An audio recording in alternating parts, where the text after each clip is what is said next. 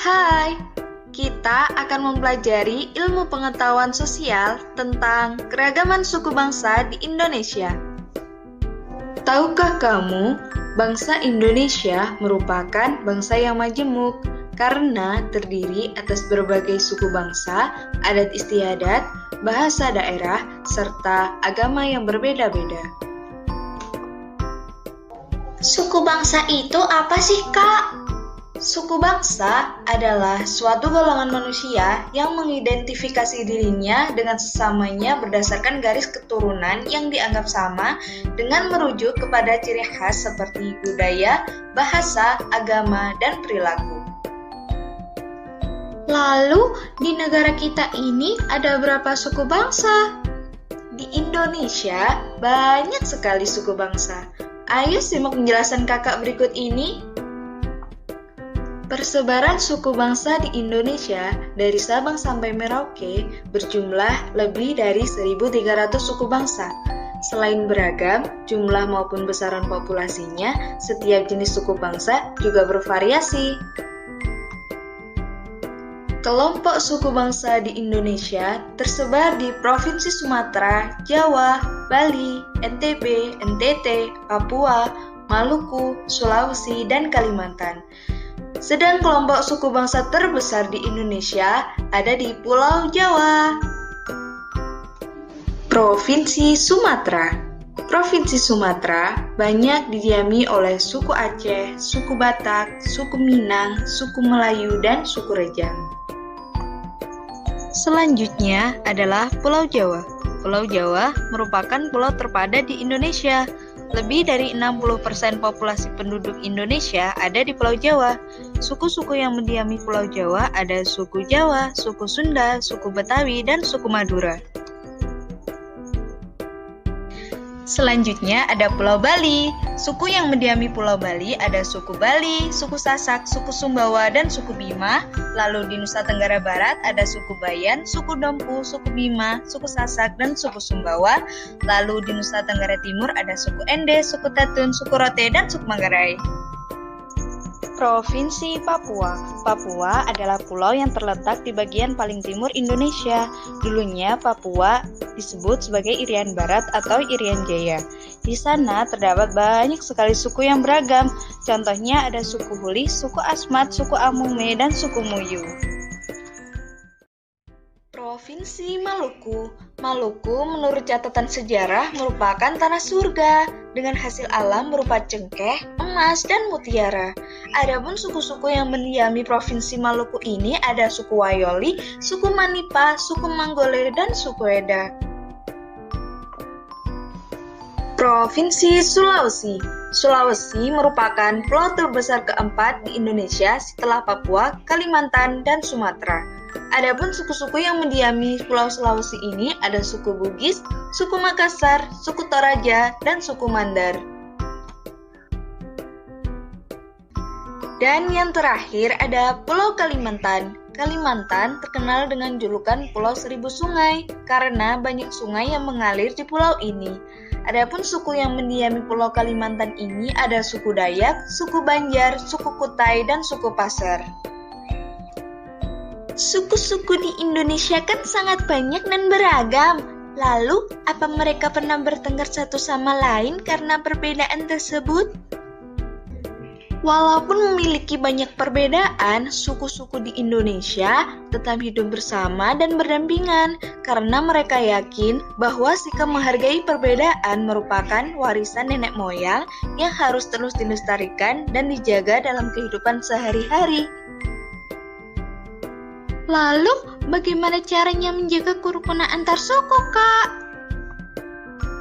Oleh karena itu, kita sebagai warga negara yang baik, kita harus selalu menjaga kerukunan antar suku dengan cara tidak boleh membeda-bedakan antar suku, tidak saling menghina, saling menghormati, tidak sombong terhadap budaya lain, dan tidak saling menjelekkan budaya lain.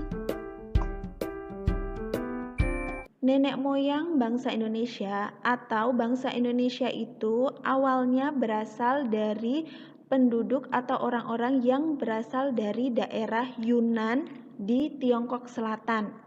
Tiongkok Selatan ini yaitu nama lainnya adalah daerah Cina ya. Nah, mereka datang dari Tiongkok berpindah tempat menuju Indonesia. Bangsa yang berasal dari Yunan Tiongkok Selatan ini datang ke Indonesia sekitar tahun 2000 sebelum Masehi sampai perkiraannya tahun 500 sebelum Masehi. Kalau kalian tanya sebelum Masehi itu kapan ya, Bu? Sebelum Masehi itu adalah tahun yang dihitungnya sebelum kelahiran Nabi Isa ya. Jadi datangnya ke Indonesia itu sudah sangat lama sekali. Nah, alasannya kenapa sih mereka datang ke Indonesia atau kenapa sih mereka berpindah tempat? Hal ini dikarenakan mereka terdesak oleh bangsa lain yang menduduki wilayah mereka. Yang penduduk dari bangsa lain itu ternyata membuat mereka tidak nyaman tinggal di sana sehingga mereka berpindah tempat. Dan kebetulan juga memang kalau orang zaman dulu itu hidupnya biasanya dengan berpindah-pindah tempat ya. Kedatangan bangsa dari Yunan Tiongkok Selatan ini melalui dua gelombang kedatangan atau melalui dua tahap yang disebut yang pertama yaitu Proto-Melayu dan yang kedua Deutero-Melayu. Gelombang yang pertama dinamakan Proto-Melayu atau disebut juga dengan Melayu Tua. Nah, waktu kedatangannya yaitu antara tahun 2000 sebelum Masehi sampai tahun 500 sebelum Masehi. Ternyata pada gelombang Melayu Tua ini atau Proto Melayu itu melalui dua jalur. Jalur yang pertama, mereka datang dari Yunan, kemudian masuk ke wilayah Filipina, kemudian masuk ke wilayah Indonesia yaitu di Pulau Sulawesi, kemudian ke Maluku, lalu ke Papua.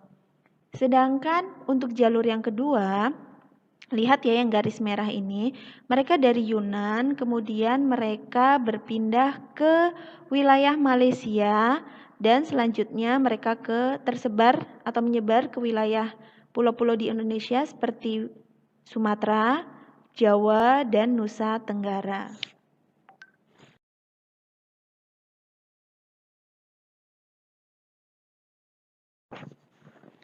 Next, gelombang yang kedua yaitu disebut dengan Deutero-Melayu atau nama lainnya Melayu Muda.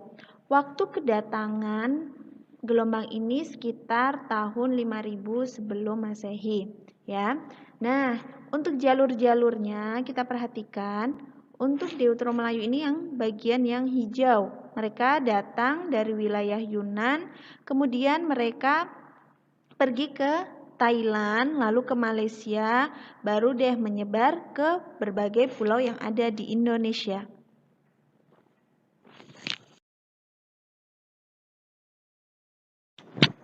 Nah, tadi setelah tahu bahwa ternyata asal muasal suku di Indonesia itu berasal dari bangsa yang ada di Yunan di Tiongkok Selatan, sekarang kita akan belajar tentang induk suku bangsa yang ada di Indonesia. Maksudnya induk suku bangsa ini adalah suku-suku besar yang ada di Indonesia yang pada akhirnya menurunkan atau melahirkan suku-suku yang sekarang ada di Indonesia yang kita ketahui sekarang ini. Nah, ada 3 induk suku bangsa di Indonesia. Yang pertama yaitu suku bangsa Negrito, yang kedua suku bangsa Wedoid, dan yang terakhir adalah suku bangsa Melayu.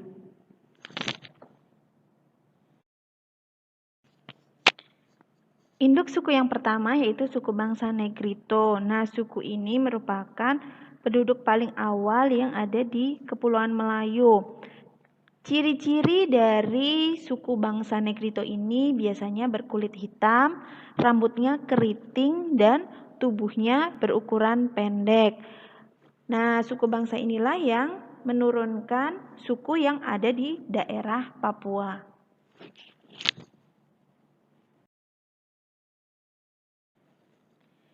Induk suku bangsa yang kedua yaitu suku bangsa Wedoid.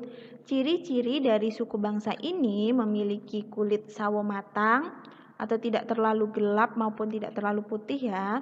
Kemudian rambutnya hitam dan tubuhnya berukuran sedang, tidak pendek maupun tidak tinggi. Suku bangsa ini seperti yang ada suku yang ada di daerah Aceh, yaitu suku Gayo, dan suku yang ada di Kepulauan Mentawai, namanya suku Mentawai. Nah, itu adalah contoh dari suku bangsa Wedoid. Nah, suku bangsa Wedoid dan Negrito ini adalah penduduk asli yang mendiami wilayah kepulauan Indonesia. Baru deh setelah itu datang lagi suku-suku bangsa yang ketiga yang akan kita bahas selanjutnya.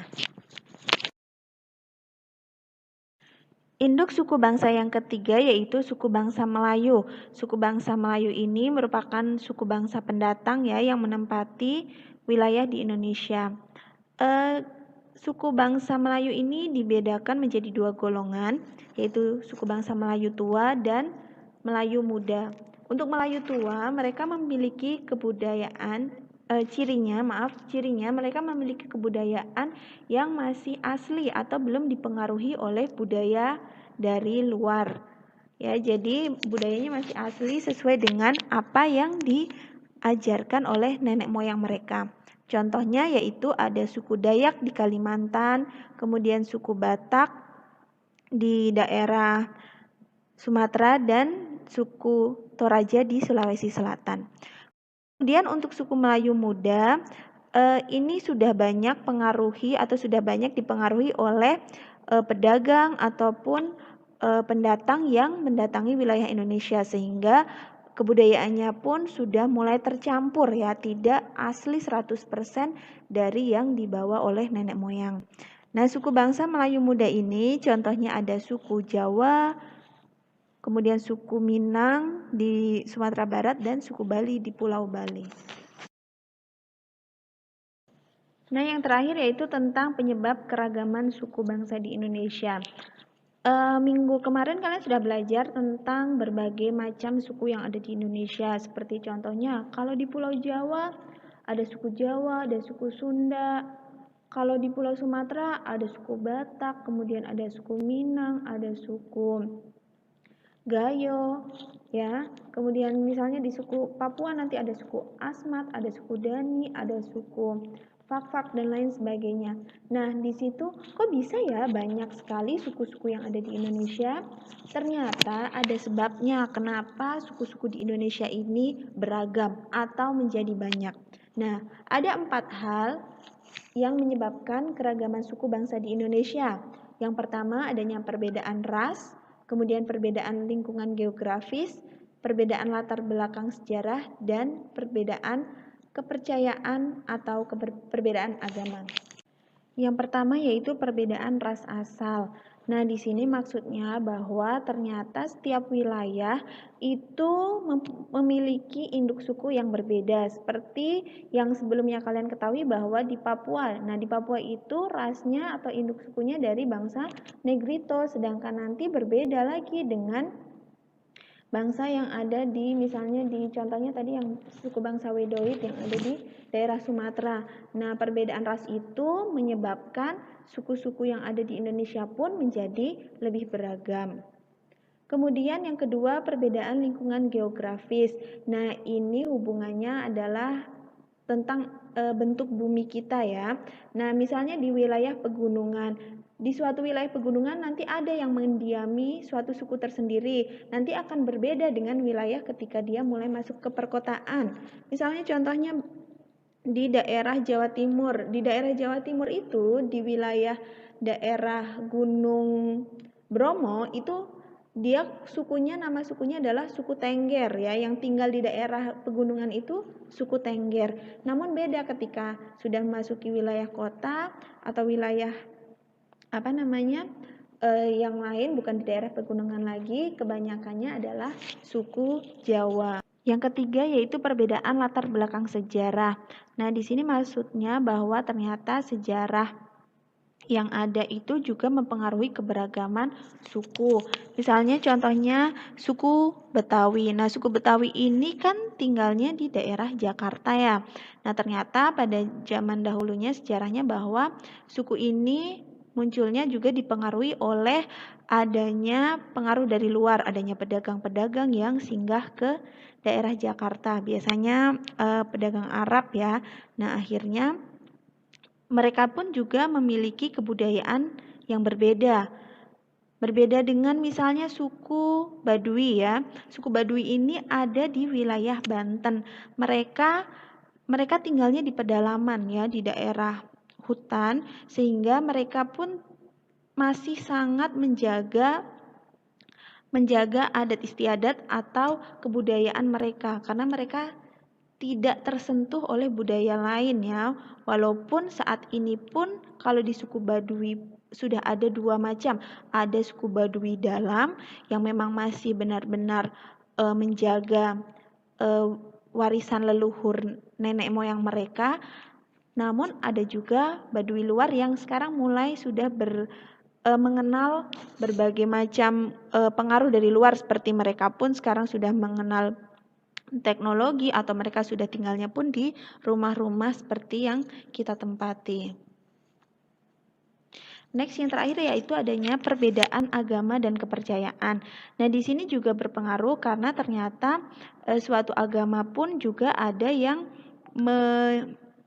menimbulkan atau memunculkan suatu suku, contohnya misalnya suku Bali ya. Nah, di Bali ini ternyata suku Bali, kebanyakan orang yang suku Bali ini memeluk agama Hindu, sedangkan berbeda lagi nanti misalnya suku yang ada di daerah Sumatera Barat yaitu suku Minangkabau yang ternyata agama yang mereka peluk atau agama yang mereka anut mayoritasnya adalah Muslim. Nah, jadi itu ternyata banyaknya suku di Indonesia itu dipengaruhi oleh banyak hal atau oleh 4 hal tadi.